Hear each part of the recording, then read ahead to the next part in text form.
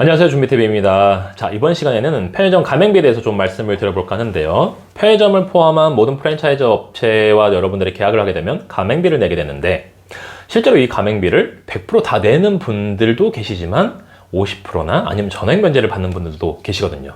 자, 그러면 어떤 분은 100%를 내고 어떤 분은 50% 또는 어떤 분은 전액 면제를 받는지, 그런 케이스들에 대해서 좀 제가 말씀을 드리겠고, 또 이 가맹비를 가지고 나중에 혹시 어떤 위약금 분쟁이 생겼을 때 하나의 협상 테이블의 도구로 올려놓을 수 있다는 그런 부분에 있어서 오늘 가맹비에 대한 내용을 좀 다뤄볼까 합니다. 어떻게 보면 회사가 여러분들에게 말해주지 않는 어떤 진실 같은 거죠. 자, 그래서 일단 편의점 같은 경우에는 가맹비를 700만 원을 이제 여러분들이 내게 될 건데요. 부가세 포함해서 770만 원이죠. 자, 편의점 이제 창업을 알아보신 분들은 알겠지만 대부분이 이제 보증금 형태잖아요. 실질적으로 인테리어를 회사가 해주기 때문에 여러분들 돈에서 완전히 마이너스 되는 금액이 거의 없단 말이에요. 근데 그게 딱 가맹비인 거죠. 700만 원. 여러분들이 앉은 자리에서 그냥 내가 이 브랜드를 하기 위해서는 700만 원을 그냥 마이너스 시키는 거예요. 그렇기 때문에 이 금액을 세이브한다는 거는 여러분들이 돈을 버는 개념으로 이해하시면 되죠.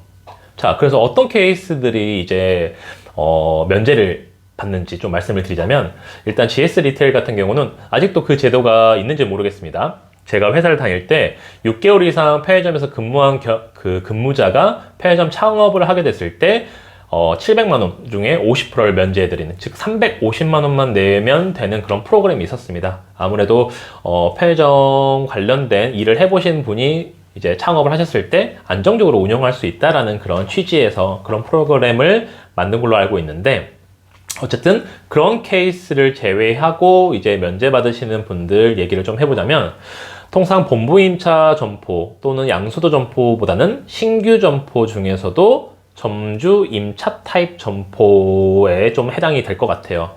자, 왜 그러냐면 제가 예전 영상에서 한번 말씀을 드린 적이 있을 겁니다.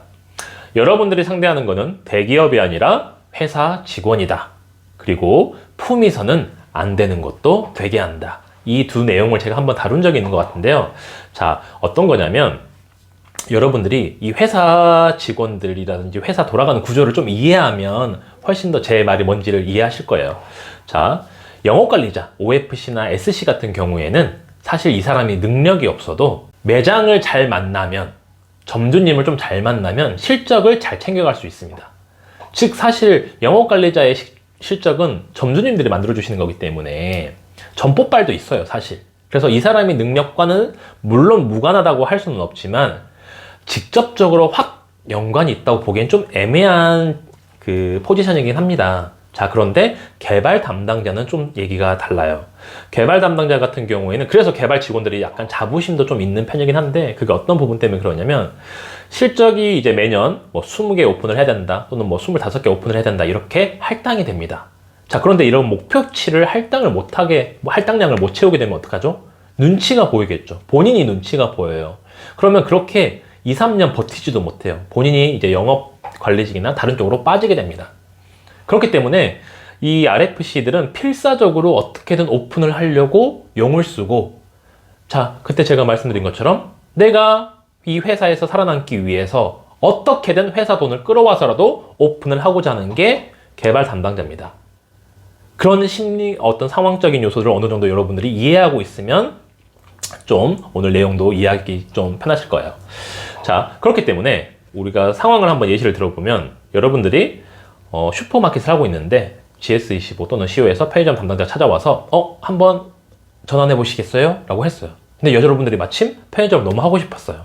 그래서 저 마침 또 하고 싶었는데 조건 한번 들어볼 수 있을까? 이렇게 가게 되면 어떻게 되나요? 가맹비를 면제해 줄 이유가 없죠. 왜? 어차피 이분 적당히 좀 상담하고 이렇게 또 편의점 하면 좋은 부분들에 대해서 설명하다 보면 하시려는 마음이 워낙 크니까 굳이 가맹비를 면제한다는 말을 안 던지더라도 계약 체결될 수 있잖아요. 그쵸?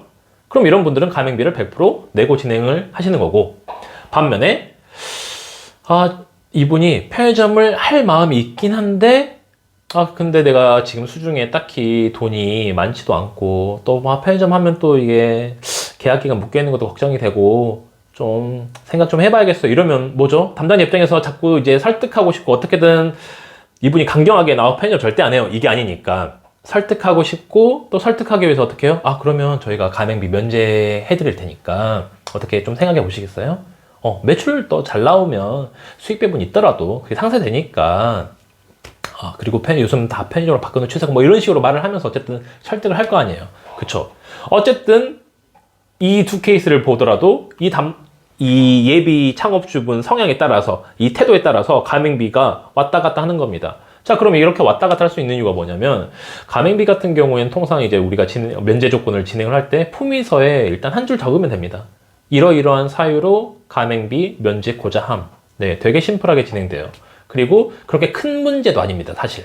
지금 회사 분위기는 또 어떨지 모르겠어요. 영업이 워낙 이제 안 좋은 상태이기 때문에 그런 돈에서도 보수적일 수 있지만, 아무리 보수적이어졌다 하더라도 담당자의 의지가 훨씬 강하거든요. 왜? 담당자 입장에서는 여기 진짜 매출이 더 잘 나올 거다, 이런 식으로 설득하면 되니까. 그쵸? 그래서 영업팀, 이제 개발팀장하고 얘기를 하겠죠. 이분 하실 것 같은데 가맹비에 대한 좀 부담이 있어서, 이런 얘기를 하면 이 점포를 포기하고 가맹비를 무조건 받아야겠다라고 주장할 팀장님은 아마 거의 없을 겁니다. 그러면 그 가맹비 면제 드린다고 해. 그렇게 품위 올려. 내가 말씀드릴게, 상무님한테. 이런 식으로 진행된다는 거죠. 또는 그러면 한 100만 원만 받고 진행하는 걸로 한번 말씀드려봐. 이런 식으로 간다는 거죠. 어쨌든 700만 원을 다 내지 않아도 된다라는 점, 여러분들이 좀 알고 계신다면 그렇게 활용할 수 있다는 거죠. 자, 그러면 기존점에서 좀 얘기를 해보자면, 제가 이제 담당했던 계약 체결이 이제 기존점이니까, 제가 가맹비를 면제해서 계약했던 적은 단 한 번도 없긴 해요. 근데 이제 그 이유가, 기존 점들은 이제 매출이나 여러분들 가져가는 수익이 다 공개가 된 상태에서 진행되기 때문에, 계약 체결이 딱 이제 조건들이 딱 정확히 나와 있는 요소들이 있다 보니까 좀 더 쉽죠, 신규점보다는. 자, 근데 가령 뭐 로드사이드 점포고 약간 좀 도시권이 아니라 시골이다. 그래서 운영하실 분이 없는 상태예요, 많이. 정말 한 분 한 분이 귀한 상태. 근데 기존 경영주님이 나는 양수도 될 때까지 그 날짜 지나면 나가겠다, 나머지는 너희가 알아서 해라, 이런 분이라면. 대부분은 뭐 한 1, 2개월 더 해주시고 이렇긴 한데, 이런 분이 정말 얄짤없이 나가버리신다. 그래서 점포가 폐점이 된 상황이에요. 또는 폐점이 된 상태예요. 그래서 1, 2개월 이렇게 그냥 빈 점포로 이게 가고 있는 상태라면, 가맹비 당연히 면제 조건으로 빨리 계약을 하고 싶죠. 어떤 분은 상담하는데 이분이 너무 하실 수 있다고 해요. 그러면 어떻게든 이분 잡아야 되니까, 그럼 저희가 가맹비도 빼드릴 테니까 라고 할 수 있죠. 무조건 시켜야 되니까.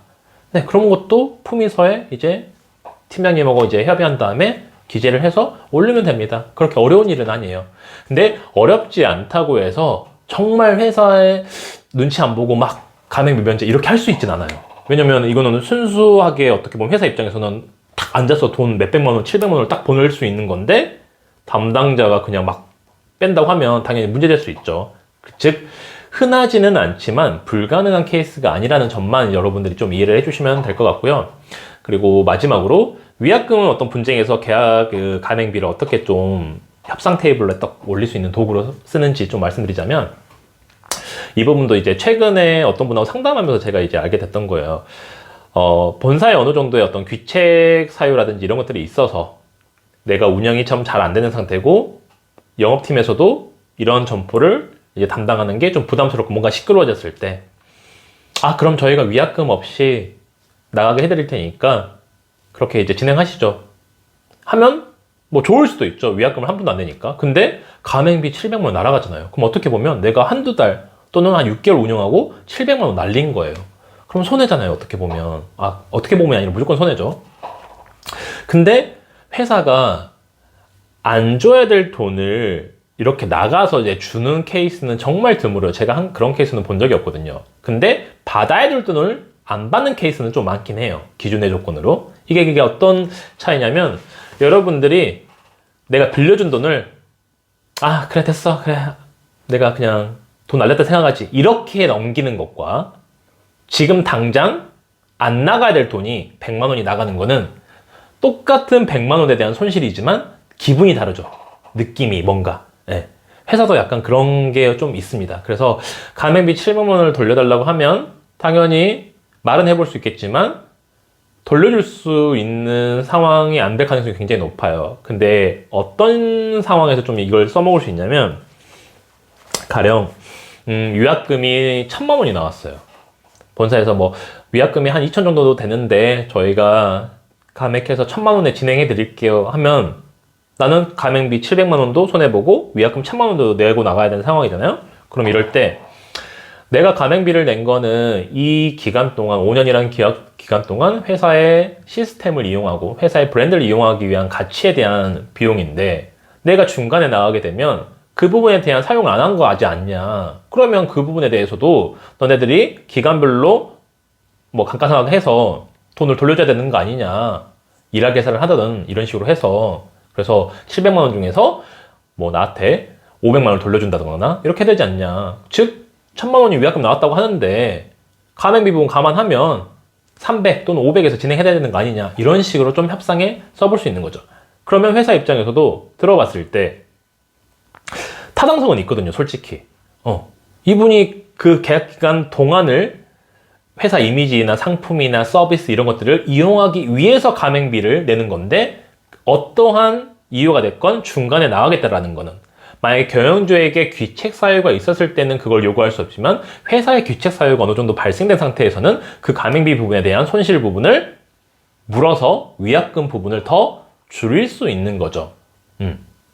그럼 이제 회사 담당자는 저희가 그거 감안해서 1,000인데 2,000인데 1,000을 빼드린 거예요, 뭐 이렇게 말할 수도 있겠죠. 그럼 이제 살짝 싸움 나는 거죠. 만약에 그런 말 하면, 그러면 왜 선심 쓰듯이 깎아준 척 하냐. 내 돈 안 받는 건데, 어차피 내가 받아야 될 돈을 안 받는 건데 너네들이 하는데 마치 뭐 이렇게 할인해 준 것처럼, 감액해 준 것처럼 왜 이렇게 생색내냐. 그리고 그거 반영한 거 아니지 않냐. 뭐 이렇게 따지면서 좀 싸우게 되는 거죠. 어쨌든 이제 그런 위약금 분쟁 상황은 절대 좋게 끝낼 수는 없으니까 싸운다고 생각하시면 되는데, 어쨌든 내가 더 이익을 챙겨가기 위해서는 그런 가맹비 부분을 협상 테이블 하나의 도구로 얘기를 이제 올려놓고 얘기를 하면서 위약금적인 부분도 좀 최대한 다운을 시키실 수 있다라는 거.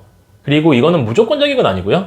이 담당자의 성향과 영업팀장의 또 성향에 따라서 진행 방향이 굉장히 여러 갈래 날리기 때문에 제가 좀 뭐 절대적으로 절대 말씀드릴 수 있는 건 아니다라고 이제 말을 하고, 또 영상을 찍으면서도 저도 이제 되게 어려운 부분이 뭐냐면, 아마 상담을 해보신 분은 알 거예요. 그 하나의 케이스가 똑같은 위약금 분쟁이라든지 똑같은 수익 배분율 어떤 협상이라고 하더라도 얘기할 수 있는 길이 너무 다양해요. 그게 왜냐면 담당자가 누구냐, 그리고 영업팀장의 성향이 어떻냐, 그리고 어떻게 지금 나한테 제시해 온 거냐, 이런 담당자의 성향에 따라서 협상할 수 있는 폭이 굉장히 다양해지기 때문에 이제 그런 거거든요. 근데 이 영상에서는 그런 것들을 다 감안하고 찍을 수 없기 때문에 그 부분 좀 이해를 해주시면 되겠고, 어쨌든 오늘 영상은 여러분들이 가맹비에 대해서 전혀 이제 고려를 안 하시고 당연히 내야 될 돈으로 생각하고 계셨을 수도 있지만, 가맹비라는 게 이런 상황에서는 내가 안 내고 들어갈 수도 있는 케이스가 있고, 이런 걸 이제 활용했을 때 면제를 받고 가는 사람도 있는 거구나. 이렇게 50% 면제를 받는 거구나. 또는 위약금 분쟁이 생겼을 때, 그래, 내가 가맹비라는 게 이 기간 동안에 대한 회사의 브랜드 이미지를 사용하는 대가인데 그걸 다 사용하지 못했다면 그 부분에 대해서 나한테 돌려줘야 되는 게 어찌 보면 당연한 게 아닌가? 약간 이런 식으로 좀 해석을 해서 협상 테이블에서 좀 여러분들 유리하게 활용해 보시면 좋다라는 거겠죠. 자, 그래서 오늘 영상은 여기까지고요. 네, 오늘 영상도 생각보다 좀 길어졌는데 다음에 또 여러분들에게 도움이 될 만한 영상 들고 찾아오도록 하겠습니다. 감사합니다.